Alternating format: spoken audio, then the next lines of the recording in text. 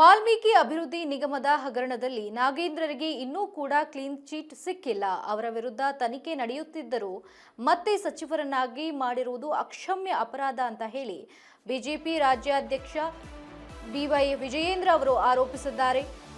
ಬೆಂಗಳೂರಿನಲ್ಲಿ ಸುದ್ದಿಗಾರರೊಂದಿಗೆ ಮಾತನಾಡಿದ ಅವರು, ನೂರಾರು ಕೋಟಿ ರೂಪಾಯಿ ಹಗರಣ ನಡೆದಿದ್ದು ನಾಗೇಂದ್ರ ವಿರುದ್ಧ ಆರೋಪ ಪಟ್ಟಿಯೂ ಇದೆ ಅಂತ ತಿಳಿಸಿದ್ದಾರೆ.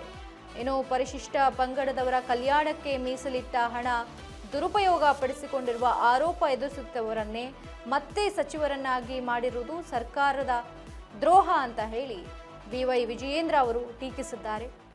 ಇದಲ್ಲದೆ ನಾಗೇಂದ್ರ ರಾಜೀನಾಮೆ ಪಡೆದ ಸಂಪುಟದಿಂದ ಕೈಬಿಡುವಂತೆ ಸಿಎಂ ಡಿಕೆ ಶಿವಕುಮಾರ್ ಅವರನ್ನ ಆಗ್ರಹಿಸಿದ ವಿಜಯೇಂದ್ರ ಅವರು, ರಾಜೀನಾಮೆ ಪಡೆಯುವವರೆಗೆ ಸದನದ ಒಳಗೆ ಹಾಗೂ ಹೊರಗೆ ಜೆಡಿಎಸ್ ಜೊತೆಗೂಡಿ ಹೋರಾಟ ನಡೆಸುವುದಾಗಿ ತಿಳಿಸಿದ್ದಾರೆ.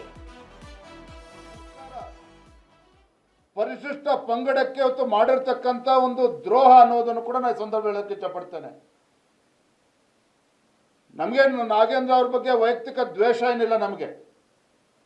ಆದರೆ ಯಾರು ಇವತ್ತು ಅಪರಾಧಿ ಸ್ಥಾನದಲ್ಲಿ ನಿಂತಿದ್ದಾರೆ, ಯಾರು ಇವತ್ತು ಪರಿಶಿಷ್ಟ ಪಂಗಡಕ್ಕೆ ಸೇರಿರ್ತಕ್ಕಂಥ ಹಣವನ್ನ ಲೂಟಿ ಮಾಡಿರ್ತಕ್ಕಂಥ ಆರೋಪ ಇವತ್ತು ನಾಗೇಂದ್ರ ಅವ್ರ ಮೇಲಿದೆ, ಅವರನ್ನು ಹೇಗೆ ಇವತ್ತು ಕ್ಯಾಬಿನೆಟ್ಗೆ ತೆಗೆದುಕೊಂಡಿದ್ದಾರೆ ಇವತ್ತು ಡಿ ಕೆ ಶಿವಕುಮಾರ್ ಅವರು?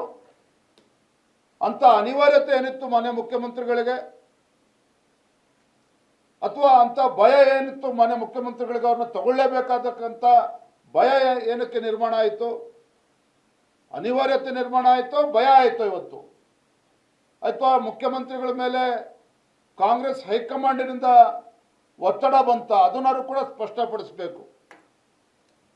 ಒಟ್ಟಾರೆಯಾಗಿ ಈ ಪ್ರಕರಣದಲ್ಲಿ